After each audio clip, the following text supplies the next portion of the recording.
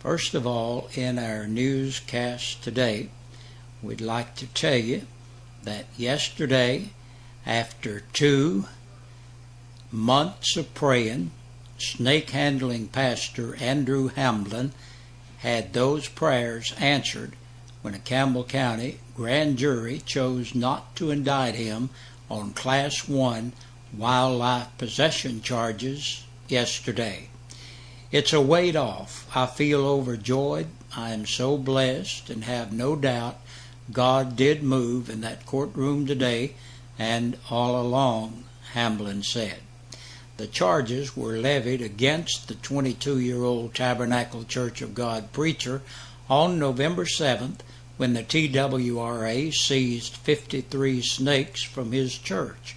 Hamblin entered a not guilty plea on November 15th, and the case was sent on to the grand jury in December.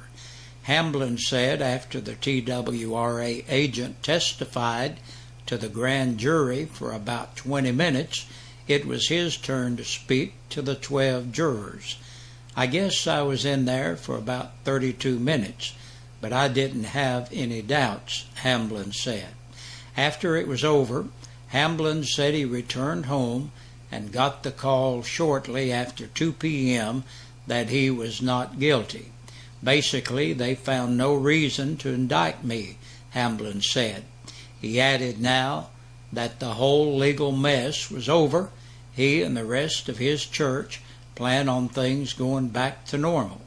Things are going to resume just the way it was before, but without the fear and worry. The snakes belong to the church, and that's how it remains, Hamblin said. Well, I'm a little tired in body, but I feel ecstatic. I'm blessed. I feel relieved that this is over, and that's where I'm wanting to stay, is over. And explain to me what happened today. Today I went before the grand jury. I testified before 12 of my peers, and the Lord moved, and I was found not guilty.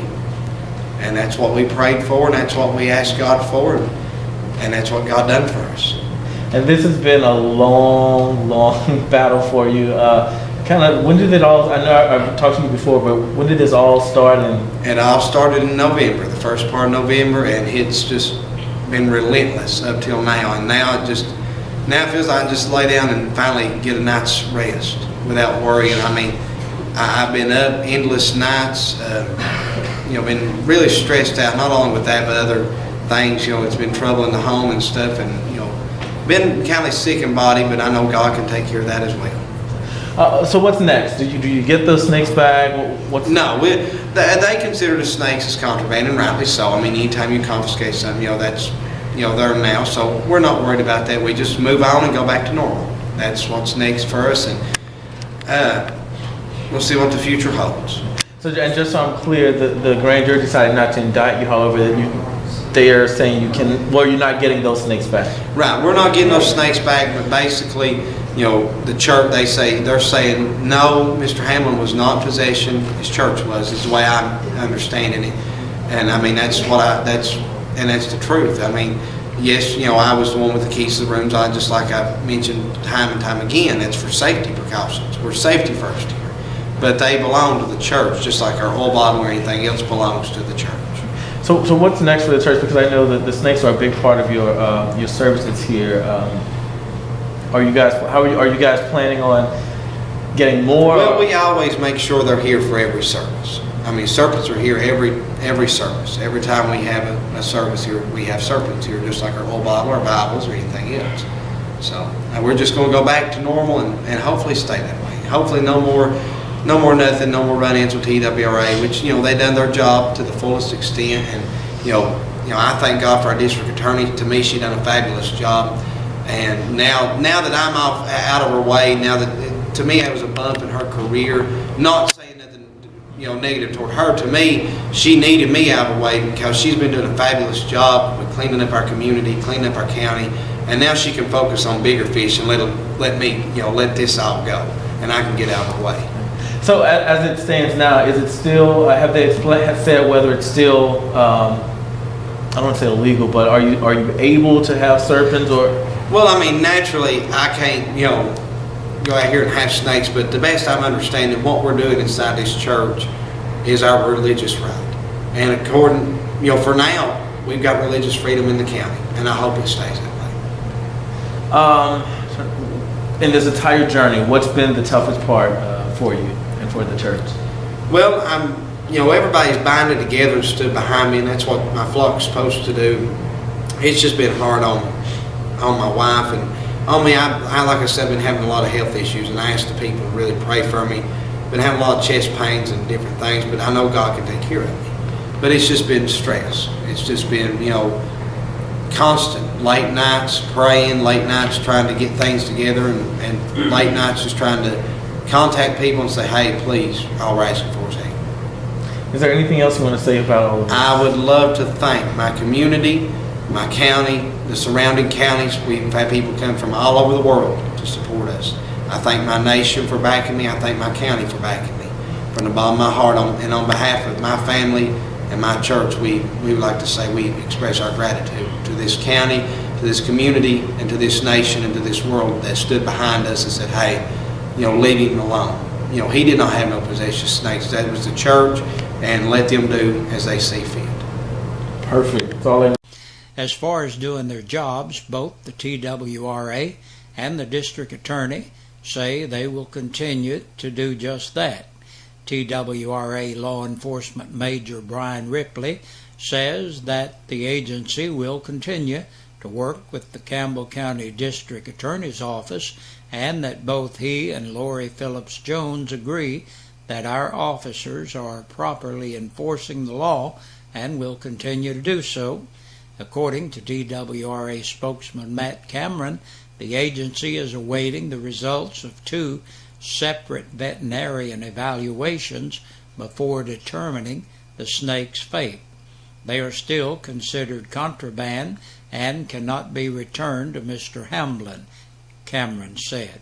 Hamblin said he thanked God to be a citizen of Campbell County and that the grand jury outcome was a sign to the rest of the country. It is a sign to this state, this nation, that Campbell County is still a God-fearing county, Hamblin said. He stated that the grand jury, returning a no true bill on his case, was one of the biggest wins for his specific denomination since 1963, when at West Virginia, the House of Delegates passed a law making snake handling a misdemeanor punishable by fines. But the state Senate Judiciary Committee refused to act on the bill after overwhelming support for the churches from the public. To some, this may not have been a big step, but to us, it's a great leap. It's a battle won. There might be another one tomorrow, but for now, there's peace, and I'm thankful to God for that. For those that still may disagree with the way he worships, Hamblin said they would just have to agree to disagree. Out of the 53 snakes that were brought to Knoxville Zoo by TWRA, 32 have died due to poor body condition caused, and Hamblin said no comment regarding the number of snakes that had died. The community with the best schools wins. That was the battle cry from preacher, attorney, and USA Today columnist Buzz Thomas. Tuesday night was rollout night for Campbell County Mayor William Bayard's new project, Megasite Project. Bayard gathered a room full of the county's business leaders, along with members of the county commission and school board at the Cove Lake Park Pavilion to explain the plan. Thomas, who also serves as executive director of Knox County's Great Schools Project and is on the state's SCORE steering committee, was one of 3 of 4 featured speakers to address the group. Thomas hammered home the idea that better schools bring better jobs. His comments were echoed by Mark Kane, CEO of the La Follette Medical Center, as well as Campbell County School Board Chairman Rector Miller. Miller also sang the praises of Director of Schools Donnie Poston and the momentum Poston has generated through the school system. Bayard tells WLAF that the main objective Tuesday night was to inform the county commission and school board of the plan, not to ask them for money, but to get them on board, buy in to the idea, and get the community involved. Bayard says the development of learning academies will not add to the full plate teachers already have, but instead will involve members of the community in the learning academies community schools. Thomas points out that the 7 community schools in Knox County have helped improve overall achievement by 30%. Developing partnerships outside the county to invest in what is trying to be done here is also part of the big picture. East Tennessee Children's Hospital, Knox County's great schools, the East Tennessee Foundation, and Tech 2020 are a few of the partnerships that have been formed. Schools will not improve overnight. Industry is not coming to Campbell County this afternoon. However, Bayard thinks that by having a mega site in place and a working game to plan to bring Campbell County schools out of the bottom third of schools in the state will make Campbell County very attractive to potential employers. The mega site sits on nearly 2,000 acres of privately owned land at exit 141 along Interstate 75 at Caravel. Bayard says it has all the ingredients to become a premier advanced manufacturing site. He notes that all utilities are in place. The mega site is next to I-75 Automakers Alley and is within a day's drive of 3/4 of the nation's population, and it will soon have a rail spur. Bayard expects TVA to approve the Campbell County mega site within the next 6 months. Radio Shack offers electronics and more. Locally owned and operated, Radio Shack is the place to go for all your electronic needs, according to owner Eddie Wiggins. Wiggins has been at the current store for the past decade. Over the past 3 decades, he said, he has seen technology change and grow at an amazing rate. He recalls the first cell phone he ever sold anyone. It was to Dr. Curtis Sexton in Lake City. It cost $1,500 and was as big as a lunch pail. A lot of people just need to ask a few questions and see how it works, Wiggins said. He added that Radio Shack was also unique in that the store often carried or could order those hard-to-find electronic parts and items. The store carries a variety of electronics such as telephones, cell phones, metal detectors, radio-controlled cars, laptops, video gaming systems, and multiple accessories. The store is located at 310 Main Street in Jacksboro and can be reached at 562-9652. And the town of Jacksboro Mayor and Board of Aldermen meet tonight at 7 o'clock at City Hall. WLAF Charlotte Underwood has the story for you first thing in the morning right here. And that's a look at our news. We'll be right back with a press release from the Campbell County Sheriff's Department in just a moment.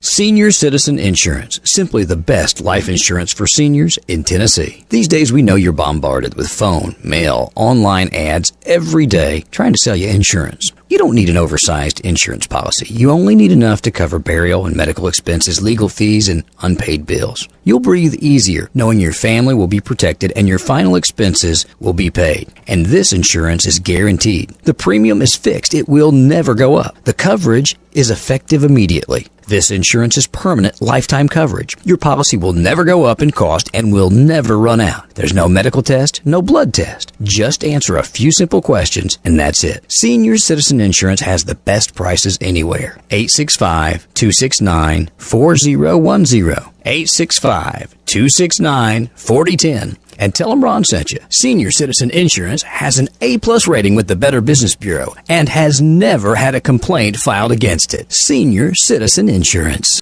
And it's time to take a look at the press release now from the Campbell County Sheriff's Department.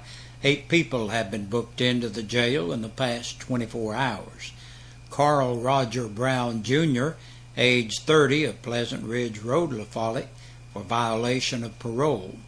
39-year-old Eddie Dwayne Corner of Reagan Lane in La Follette for vandalism, domestic violence by assault, escape, theft of property under $500, and violation of probation. Paul Douglas Houston, age 50, of Williamsburg, on 3 capious bench warrants. 21-year-old Cassandra Jo McMeans of Woodhaven Lane, La Follette, for theft of property under $500.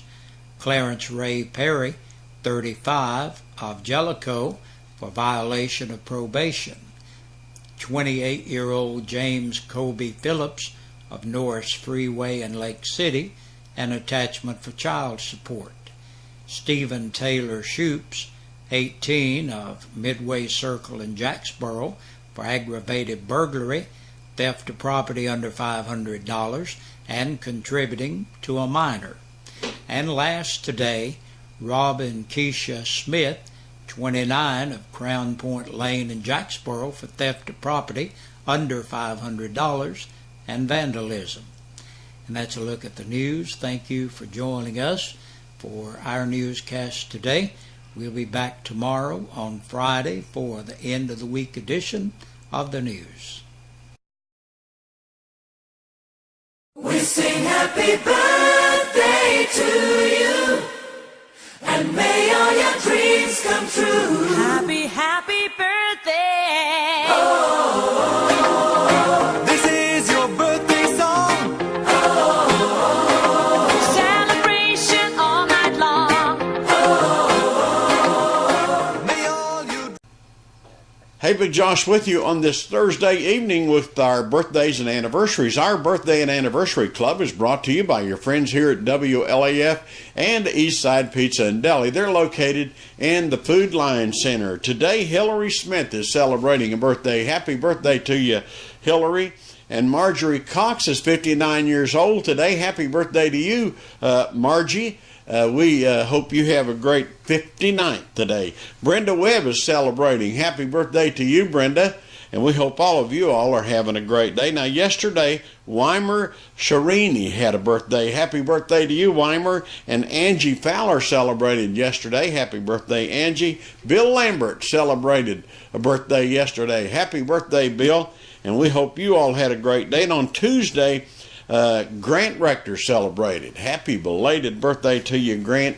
And we trust you had a great day. Now, if you're celebrating your birthday or your anniversary today, for some reason we don't have your name on our list, hey, please get it in here, will you? Because that's how you qualify to be in the drawing on Fridays, and you could win a birthday dinner for 2 or an anniversary dinner for 2 from your friends here at WLAF and Eastside Pizza and Deli. They're located in the Food Line Center. Give them a try. Will you stop up and say hey and tell them you heard about them right here at the old radio station? Hey, good Lord willing, see you tomorrow.